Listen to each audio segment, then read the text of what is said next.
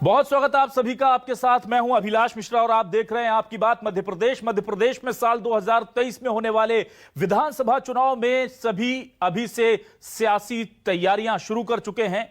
कांग्रेस की तरफ से जहां चुनावी रणनीतिकार प्रशांत किशोर कमलनाथ के सारथी बनकर मोर्चा संभालेंगे, तो उधर बीजेपी की तरफ से केंद्रीय गृह मंत्री 22 अप्रैल को चुनावी शंखनाद कर ऐलान कर देंगे। एक तरफ जहां मिशन 2023 को कामयाब बनाने के लिए अमित शाह ने कमान संभाल ली है, तो कांग्रेस में बैठकों का दौर शुरू हो चुका है। ऐसे में साफ है कि अगले विधानसभा चुनाव में भले ही अभी वक्त है, लेकिन सियासी पार्टियां इंतजार करने के मूड में बिल्कुल नहीं है। और क्या यह माना जाए कि अब मध्य प्रदेश की जंग में दिल्ली के दिग्गजों की एंट्री हो गई है।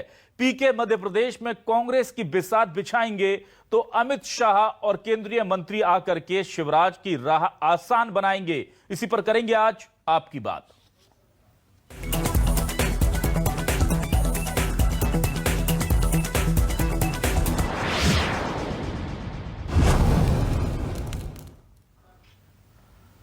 तो आइए सबसे पहले आपको दिखाते हैं कि क्या कहना है बीजेपी और कांग्रेस का इस मुद्दे को लेकर, क्योंकि जाहिर सी बात है कि अमित शाह का दौरा भले ही तेंदुपत्ता संग्राहकों को बोनस वितरण करने के लिए हो रहा है, लेकिन यहां पर वो पार्टी पदाधिकारियों की बैठक लेंगे, चुनावी रणनीति पर बात करेंगे, संगठन की को परखेंगे और तमाम वो चीजें करेंगे जो 2023 के चुनाव के लिए जरूरी है। उधर प्रशांत किशोर के साथ मिलकर कमलनाथ क्या पूरा रोड मैप तैयार कर चुके हैं मध्य प्रदेश विधानसभा चुनाव का।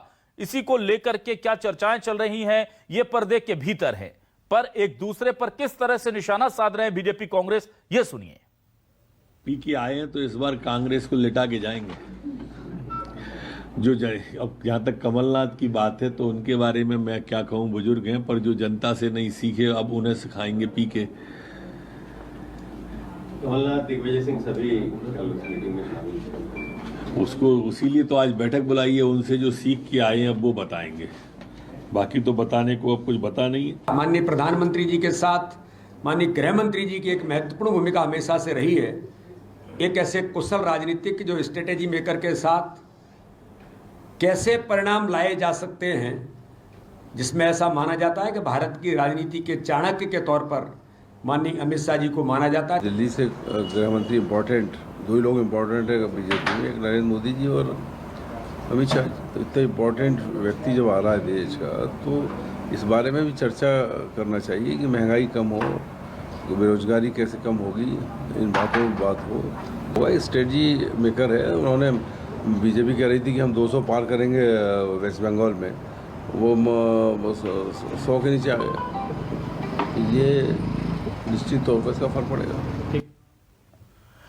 तो जाहिर सी बात है कि पीके आए तो वो लिटा करके चले जाएंगे, ये कह रहे हैं नरोत्तम मिश्रा जी, और साफ तौर पर पीसी शर्मा जी कह रहे हैं कि स्ट्रेटेजी बना रहे हैं, चुनाव लड़ना है तो तैयारी तो करनी है, और एक दूसरे को कोई हल्के में लेने के मूड में नहीं है। भले ही बयानों में हल्कापन आपको नजर आ रहा हो, लेकिन सब जानते हैं कि चुनाव तो बड़ी शिद्दत से लड़ा जाता है।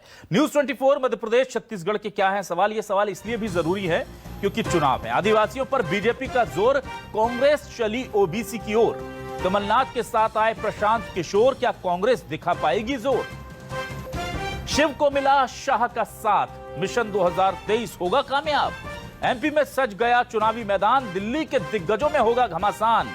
पीके, अमित शाह और पता नहीं कौन कौन सभी लोग जुड़ गए हैं, और छत्तीसगढ़ मध्य प्रदेश जो है इसकी तरफ सभी की निगाहें हैं, क्योंकि 2023 में चुनाव है। हमारे साथ खास मेहमान जुड़ चुके हैं, आइए हम आपका तारुफ उन मेहमानों से करा देते हैं। हमारे साथ बीजेपी से वरिष्ठ नेता प्रवक्ता पंकज चतुर्वेदी जी जुड़े हैं। पंकज जी, बहुत स्वागत करता हूं आपका आज हमारे इस खास शो में। कांग्रेस से वरिष्ठ नेता और प्रवक्ता संगीता शर्मा जी हमारे साथ हैं। संगीता जी, बहुत स्वागत है आपका न्यूज 24 मध्य प्रदेश छत्तीसगढ़ पर। और आज हमने वरिष्ठ पत्रकार दिनेश गुप्ता जी को आमंत्रित किया है, वो बताएंगे कि किस तरह से इन तमाम बयानों के और इन तमाम कवायदों के मायने जो हैं वो सीधे 2023 के चुनावों से जुड़ते नजर आ रहे हैं। सबसे पहले मैं आ जाता हूं पंकज जी आपके पास। अमित शाह आ रहे हैं पंकज जी, कहा तो जा रहा है कि आदिवासियों को बोनस वितरण करेंगे, लेकिन सब जानते हैं कि जितनी देर वो बोनस वितरण करेंगे उससे कहीं ज्यादा वो पार्टी के संगठन को लेकर, कार्यकर्ताओं को लेकर और कामकाज को लेकर समीक्षा भी कर रहे हैं, मुलाकातें कर रहे हैं। तो 2023 का शंखनाद, चुनावी बिगुल हम मान लें इसे? देखिए अभिलाष जी, भारतीय जनता पार्टी कभी भी चुनाव केंद्रित राजनीतिक व्यवस्थाओं में संलग्न नहीं होती। 2023 का चुनाव, 24 का चुनाव, 28 का चुनाव, 29 का चुनाव, ऐसे भारतीय जनता पार्टी कार्य नहीं करती। भारतीय जनता पार्टी के कार्यकर्ता, नेता, सरकार, संगठन सतत रूप से इस बात पर काम करते हैं कि जो जन सेवा के लक्ष्य को लेकर भारतीय जनता पार्टी आगे चल रही है, मां भारती के परम वैभव को लेकर हम आगे चल रहे हैं, मध्य प्रदेश के विकास, उत्थान और कल्याण को लेकर हम आगे चल रहे हैं, उस पर हम कितनी श्रेष्ठता से कार्य कर सकते हैं, जहां श्रेष्ठ उसको कैसे सर्वश्रेष्ठ कर सकते हैं, और कैसे बाकी राजनीतिक बिरादरियों से भिन्न भारतीय जनता पार्टी का नेता और कार्यकर्ता, जन सेवा के कार्यकर्ता नजर आए। तो इसलिए अमित शाह जी भारतीय जनता पार्टी के बहुत सीनियर नेता है, राष्ट्रीय अध्यक्ष थे, आज देश के गृह मंत्री हैं, और कई सारे ऐसे काम अमित शाह जी के नेतृत्व में भारतीय जनता पार्टी की सरकारों ने किए जो सबके सामने है। धारा 370 से लेकर तमाम सारे विषय, सहकारिता में देश में पहली बार राष्ट्रीय स्तर पर सहकारिता का विभाग बना है और आदरणीय अमित शाह जी उसके मंत्री हैं। और कल उन्हीं के विभाग से संबंधित कार्यक्रम है जहां हम तेंदुपत्ता के जो हमारे जनजाति बंधु हैं उनको बोनस का वितरण करेंगे। और ये तमाम सारे काम भारतीय जनता पार्टी की सरकारें कर रही। तो अभिलाष जी, चुनाव उद्देश्य नहीं है, उद्देश्य ये है कि कैसे हम मध्य प्रदेश की जो अभी 19.74 विकास प्रतिशत की ग्रोथ रेट है, सबसे ज्यादा देश में, 28,000 सबसे अधिक प्रति व्यक्ति आए। जो दिग्विजय सिंह जी के जमाने में 13,000 होती है, अब 1,24,000 रुपए प्रति व्यक्ति आए मध्य प्रदेश की। 11 लाख करोड़ की जीएसडीपी है। गेहूं के मामले में, धान के मामले में मध्य प्रदेश देश के टॉप 1 और 2 स्टेट्स में है। मध्य प्रदेश में पावर में हम सरप्लस स्टेट हैं। मध्य प्रदेश में सड़कों का जाल बिछा है। और आज तो पावर गलत छेड़ दिया पंकज जी आपने। मैं तो आज बिजली कटौती पर ही करने वाला था ये डिबेट। मुझे लग रहा है कि टाइमिंग थोड़ी गलत है। ममता जी ठीक कह रहा हूं मैं? कर ले ममता जी ठीक कह रहा हूं? बिल्कुल करेंगे सर। संगीता शर्मा, संगीता जी सॉरी, आपके मंच पर बोल रहा हूँ। हाँ जी अभिलाष जी बिल्कुल ठीक कह रहे हैं। आज तो मुख्यमंत्री के कार्यक्रम में ही लाइट चली गई थी और बीडी शर्मा जी के कार्यक्रम में भी लाइट चली गई थी। हाँ। और बिजली संकट तो मध्य प्रदेश में अभी गहराने वाला है बहुत ज्यादा। बिल्कुल। तो मैं आपसे संगीता जी ये भी जानना चाह रहा हूं, संगीता जी मुझे प्लीज ये बताइए कि पीके जो है दिल्ली में रणनीति बनाते हैं कमलनाथ के साथ मिलकर के, इधर अमित शाह आ रहे हैं, हालांकि वो बोनस वितरण करने आ रहे हैं जो कि नॉर्मल प्रक्रिया है, ये चलता रहता है। बोनस तो आदिवासी भाइयों को सरकारें तेंदुपत्ता संग्राहकों को देती रही हैं हमेशा से, लेकिन वो आ रहे हैं। इसको ये भले ही प्रिटेंड ऐसा किया जा रहा है कि कोई बहुत बड़ा काम हो रहा है, वो तेंदुपत्ता बोनस वितरण होता है, बहुत दिनों से नहीं हुआ, कोरोना काल की वजह से वो एक साथ हो रहा, अच्छी बात है। लेकिन मुझे ऐसा लगता है कि इसके पीछे राजनीतिक कारण ज्यादा है। क्या आपको लगता है कि अब बिल्कुल मोड चेंज हो गया है दोनों ही पार्टियों का और अब गियर लग गया है चुनावी? देखिए अभिलाष जी, सबसे पहले तो मैं यही कहना चाहूंगी कि भारतीय जनता पार्टी जनता के कार्य नहीं करती, सरकार के दायित्व को नहीं निभाती है। केवल उनका काम है कि चुनावी एजेंडा वो कैसे भी करके चुनावी यात्राओं पर निकल जाते हैं। जैसे कि मध्य प्रदेश में गृह मंत्री अमित शाह जी आ रहे हैं चुनावी यात्रा पर। मैं आपको बताना चाहूंगी कि 67 करोड़ रुपए का जो है तेंदुपत्ता संग्राहकों को जो वितरण किया जाना है, उसके पीछे का कारण मैं आपको बताती हूँ कि जिस तरीके से ये तैयारियां चल रही है, जिस तरीके से आदिवासियों को यहाँ पर बुलाया जा रहा है, तेंदुपत्ता संग्राहकों को बुलाया जा रहा है, उसी में 10 करोड़ रुपए से ज्यादा खर्च हो रहा है। तो ये जनता को क्या दिखाना चाह रहे हैं? इसके पीछे का कारण ये है कि पिछली बार 2018 में जो चुनाव हुए थे, उन चुनावों में सबसे ज्यादा यदि भारतीय जनता पार्टी को नुकसान हुआ था तो आदिवासी वोटरों से हुआ था। और इसी वजह से अमित शाह जी अभी 2 साल लगभग बाकी हैं, उसी समय से उन्होंने चुनावी एजेंडा शुरू कर दिया है। मुझे लगता है कि यदि अमित शाह जी मध्य प्रदेश आए थे तो उन्हें सबसे पहले देखना चाहिए था, उन्हें खरगोन जाना चाहिए था। देश के गृह संगीता जी का हमारा लगता है संपर्क टूट गया है, लेकिन मैं आऊंगा दिनेश जी के पास। और संगीता जी ने वो जमीन तैयार कर दी जिस सवाल को लेकर मैं दिनेश जी के पास आना चाह रहा था। दिनेश जी मुझे ये बताइए कि हमारा जो सवाल है आज हमने उसमें भी सबसे पहले रखा है कि आदिवासियों की तरफ फोकस ऐसा लग रहा है कि बीजेपी कर रही है क्योंकि आदिवासी वर्ग छिटका था उससे, और उधर ओबीसी को लेकर के कांग्रेस ने अभी हाल ही में बड़ा सम्मेलन किया है। तो कुल मिलाकर के माना जाए कि अब ये वोट बैंक को साधने की कोशिश हो रही है, और अब जो भी चाहे सरकारी प्रोग्राम हो या पॉलिटिकल या संगठन के प्रोग्राम हो, उनकी नजर में सिर्फ और सिर्फ वोट बैंक है। अभिलाष जी, जो भी राजनीतिक कार्यक्रम होता है उसके बैकग्राउंड में उसके लक्ष्य जो है वो चुनावी राजनीति होता है। और मध्य प्रदेश में जो तेंदुपत्ता संग्राहक है वो बहुत महत्वपूर्ण रहा है, हमेशा से रहा है। आप यदि 80 के दशक पर अर्जुन सिंह जी की राजनीति को देखेंगे तो आपको तेंदुपत्ते पर ही उनकी राजनीति चलती। और तेंदुपत्ता संग्राहकों का जो बोनस था वो उसमें महत्वपूर्ण था। ये जंगलों में रहने वाले लोग हैं और भारतीय जनता पार्टी इनके बीच में सालों से काम कर रही है। लेकिन ये जो वोटर है ये कांग्रेस से अभी तक दूर नहीं हुआ है। और यही कारण है कि जो पिछले चुनाव में जब ये वोटर लौटा गोंडवाना गणतंत्रवादी पार्टी के बाद भी वो जो है डिवाइड नहीं हुआ, वोट डिवाइड नहीं हुआ। तो भारतीय जनता पार्टी की चिंता 2023 को लेकर स्वाभाविक है। यदि आदिवासी वोट डिवाइड नहीं होता है और कांग्रेस के पक्ष में जाता है तो भारतीय जनता पार्टी के लिए खतरा बढ़ जाता है। 2000 जिस तरह से 18 में सरकार भारतीय जनता पार्टी नहीं बनाई थी, वो 23 की स्थिति में वो वैसी नहीं रखना चाहती, क्योंकि 23 का जो चुनाव है उसमें 2020 का राजनीतिक घटनाक्रम भी बेहद महत्वपूर्ण है और कांग्रेस पार्टी भी उससे कहीं ना कहीं एक सबक लिए हुए है कि क्या क्या संभावनाएं और क्या क्या रणनीति हो सकती है।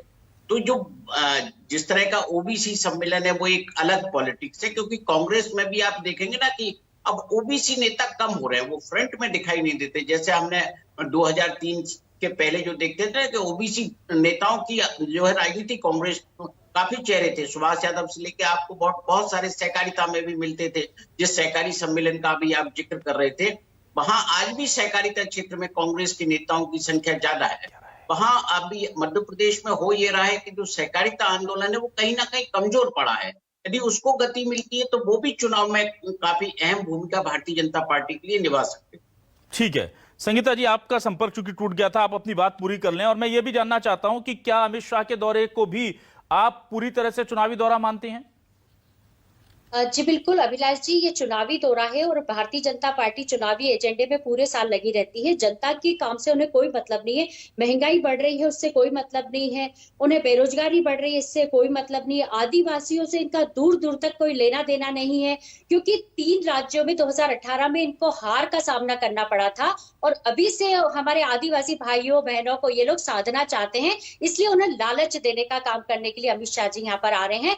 और जहां तक की बात है कि ये भाजपा कार्यालय में भी 2 घंटे की बैठक करेंगे, जब ये लगभग 8 से 10 घंटों के लिए मध्य प्रदेश में आ रहे हैं तो खरगोन जैसे जिले जहां पर सांप्रदायिक हिंसा की घटना घटित हुई है तो ये वहां क्यों नहीं पहुंच रहे हैं, हमारा पहला प्रश्न ये है। और दूसरा प्रश्न हमारा ये है कि आदिवासियों को जो ये कह रहे हैं कि हम इन्हें जो तेंदुपत्ता श्रमिकों को देना चाहते हैं, एक तो ये कारण है और दूसरा कि ये जो भारतीय जनता पार्टी के कार्यालय में आकर जो बैठक करना चाहते हैं ना, वो मैं आपको बताना चाहती हूँ कि ये जो सम्मान निधि एकत्रित हुई थी उस सम्मान निधि का हिसाब किताब करने के लिए आए हैं कि कितनी ब्लैक मनी आई है और कितनी व्हाइट मनी आई है।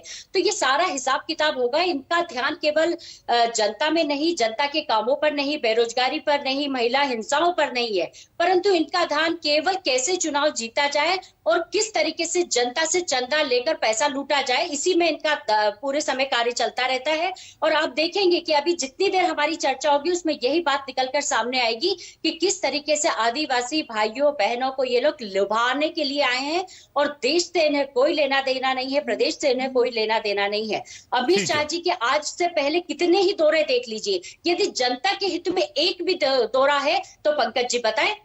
ठीक है, मैं बात करता हूं पंकज जी। अब से करीब 7-8 महीने पहले जब कोरोना का दौर थम गया था तो हमने देखा था कि एक बड़ा संगठन का, पार्टी का एक बड़ा कार्यक्रम हुआ था जिसमें साफ तौर पर कहा गया था कि हमें आदिवासियों की तरफ देखना होगा, उन्हें रिझाने के लिए, उन्हें मनाने के लिए कोशिश करनी होगी और इसमें कुछ गलत भी नहीं है। अगर एक वर्ग है जो दूर हो रहा है बीजेपी से, उसने पिछले चुनाव में देखा है तो उसी को देख के सीखेगी। तो क्या अब हम ये माना जाए कि अब उस डैमेज कंट्रोल करने की कोशिश की जा रही है और इसमें कोई गुरेज नहीं है कि अगर हमारे केंद्रीय नेता आते हैं और उस वर्ग की तरफ योजनाएं जो हैं उससे आकर के जुड़ते हैं? तो अभिलाष जी, कोई डैमेज हो तो डैमेज कंट्रोल हो। हम तो ये पूछना चाहते हैं कि 1998 में भूरिया कमेटी की रिपोर्ट आई पैसा एक्ट लागू करने को लेकर, वो पैसा एक्ट दिग्विजय सिंह जी की कांग्रेस की सरकार 2003 तक थी, क्यों नहीं लागू किया? भारतीय जनता पार्टी सरकार बनने के बाद पैसा एक्ट के 11 प्रावधान लागू किए और 4 महत्वपूर्ण बड़े प्रावधान आज मध्य प्रदेश देश के उन चुनिंदा राज्यों में अभिलाष जी जहाँ पैसा एक्ट जो जनजाति क्षेत्र के सबसे महत्वपूर्ण एक्ट था वो लागू है। अब हमारे जनजाति बंधु ग्राम सभा, न्याय सभा, ग्राम का राजस्व, लघु वनोपज, खनिज सबके स्वामी हैं। ग्रामीण क्षेत्र में, जनजाति ग्रामीण क्षेत्र में घर घर पर राशन वितरण की योजना का शुभारंभ किया है और उस राशन वितरण की योजना में जो रोजगार की पात्रता और अवसर वो भी जनजाति बंधु और भगिनी को है। और इस योजना का शुभारंभ भी आदरणीय अमित शाह जी के जबलपुर आगमन पर हुआ था, जब रघुनाथ शाह जी, शंकर शाह जी की जन्म जयंती पर अमित शाह जी आए थे। और हम तो आज कांग्रेस से पूछ रहे हैं, ओबीसी की बात कर रही है। सबसे बड़ा प्रशांत किशोर की बात कर रहे थे, वहां अशांत अरुण यादव उनकी कोई सुध नहीं ले रहा। पार्टी को सर्वेयर को ठेकेदार बना दिया गया, अब आप ठेका ले लो चुनाव जिताने का। अरुण यादव जी का जितना अपमान ओबीसी के राजनेता का कमलनाथ जी, दिग्विजय सिंह जी ने किया है, वो सबके सामने, मैं नहीं कह रहा ऐसा। निराधार है, ये सारी बातें निराधार है पंकज जी। जब सारे नेता एक साथ बैठ गए तब भी आपको खुशी नहीं मिल रही है, ये अलग रहते तब भी आपको खुशी नहीं मिल रही है। अच्छा पंकज जी अभी तो देखिए 2 दिन पहले कर रहे हैं बराबर ओबीसी पंकज जी, अरुण यादव पर बात करते हैं ओबीसी की जनजाति वर्ग के साथ। पंकज जी 2 दिन पहले तो साथ में तस्वीरें आई है ना पंकज जी, पंकज जी 2 दिन पहले तो इनकी तस्वीरें साथ आई, लेकिन पंकज जी एक बड़ा सवाल किया है जो संगीता जी ने कि 67 करोड़ पंकज जी रुपए इंदिरा गांधी ने तैयार करी, ठीक है, बाद में फिरोज भाई के कुनबे ने उसको संभाला, वो पार्टी आज ठेकेदार के पास है। ठीक है पंकज जी, मुझे ये बताइए कि 67 करोड़ रुपए बांट रहे हैं और उसमें 10 करोड़ रुपए खर्च कर रहे हैं, ये गंभीर आरोप है पंकज जी बोनस को लेकर के। पंकज जी मेरा एक सवाल है जो संगीता जी ने किया, आवाज दोनों की ठीक कर दें, यहाँ मुझ तक आ नहीं पा रही है, कृपया सीसीआर। आप लोगों ने रिझाने का काम किया है, पर भी 2018 में आपको पंकज जी करना पड़ा राज्यों में कर रही है पंकज जी, ओबीसी के नेता को पीड़ित किया जा रहा है कमलनाथ और दिग्विजय सिंह के द्वारा। ठीक है सर, ना बिल्कुल समझ रहा हूं सर आपकी तकलीफ, ओबीसी कांग्रेस के नेताओं को लेकर मैं आपकी तकलीफ समझ रहा हूं पंकज जी, लेकिन संगीता जी ने एक समस्या बताई है उस पर पंकज जी उस पर भी तो बात कीजिए। पंकज जी 67 करोड़ रुपए बांटने हैं बोनस के तौर पर और 10 करोड़ रुपए आप खर्च कर रहे हैं केवल उस कार्यक्रम को चमकाने के लिए, बड़ा आरोप है। 10 करोड़ का अभिलाष जी कांग्रेस पार्टी 10 करोड़ का हिसाब दे दे, जो सजा होगी मैं भुगतने को तैयार हूं। झूठ बोलने वाली पार्टी जिनके लोग ठेकेदारों की, तो क्या पता इनको हिसाब दें 10 करोड़ का, मैं चुनौती दे रहा हूं। तमें कमलनाथ जी में दिग्विजय सिंह जी में लेकर आए 10 करोड़ का हिसाब किताब। यह अभिलाष जी आपके मंच पर बैठकर चाहे इनको समय दिया जाता है, दिनेश जी मजबूरी है संतुलन के लिए, वहां ये स्टूडियो में ट्विटर पर पत्रकार वार्ता में ही बात कर सकते हैं, मैदान पर कहा। अभी बहन कह रही थी कि हम लोग चुनाव रैली कांग्रेस के नेताओं को। दिनेश जी आपके पास आ रहा हूं। दिनेश जी मुझे बताइए क्या आपको लगता है कि बीजेपी और कांग्रेस, दिनेश जी के पास आ जाएं। दिनेश जी, बीजेपी और कांग्रेस आदिवासी ओबीसी अब ये करके कार्यक्रम चलाती रहेंगी और अमित शाह के इस कार्यक्रम को क्या आप मानते हैं कि आदिवासी वोट बैंक साधने की कोई कोशिश के तौर पर देखा जाना चाहिए सर? अभिलाष जी आप ये देखिए कि कोई भी आदिवासी चेहरा भारतीय जनता पार्टी का हमारे पास कोई फ्रंट में नहीं है। यदि जबलपुर भी अमित शाह जी आए थे रघुनाथ शाह जी के कार्यक्रम में, तो तब भी आप देखिए कि आदिवासी चेहरा महाकौशल में कौन है जिसे भारतीय जनता पार्टी आगे बढ़ा रही। मालवा मध्य भारत में कौन सा आदिवासी चेहरा भारतीय जनता पार्टी का है जो उन वोटों को अपनी तरफ लेके आएगा। ये एक तरह का जो है कहीं ना कहीं आप देखिए आई वॉश जैसा कार्यक्रम है ये, कि आप हम आदिवासियों के लिए कर रहे हैं। जैसे रानी कमलापति स्टेशन का जब नामकरण हुआ तो गोंड आदिवासियों की बात आई, बिरसा मुंडा का जिक्र हुआ तब भी आदिवासियों की बात आई। जब राज्यपाल मध्य प्रदेश में आदिवासी वर्ग से बनाया तो ये तो तभी से भारतीय जनता पार्टी कोशिश कर रही है कि एजेंडा आदिवासी के इर्द गिर्द कहीं ना कहीं ये जो रणनीति देख रहे थे हम कई सालों से, वो शायद भारतीय जनता पार्टी के बदल चुकी। ठीक है, आज वक्त कम है। पंकज जी, संगीता जी, दिनेश जी, आप लोग आए, मैं बहुत शुक्रिया अदा करूंगा। माफी के साथ आपसे आज विदा लूंगा। बहुत बहुत शुक्रिया तमाम दर्शकों को भी। लेकिन जाहिर सी बात है कि बीजेपी हो या कांग्रेस 2023 की तैयारियों में जुट गए हैं। आदिवासी और ओबीसी ये सेंटर में रहेंगे पॉलिटिक्स के। बीजेपी आदिवासियों पर फोकस कर रही है और कांग्रेस ने ओबीसी को लेकर के तैयारी शुरू कर दी है। कौन किसके साथ जाएगा वक्त बताएगा। नमस्कार।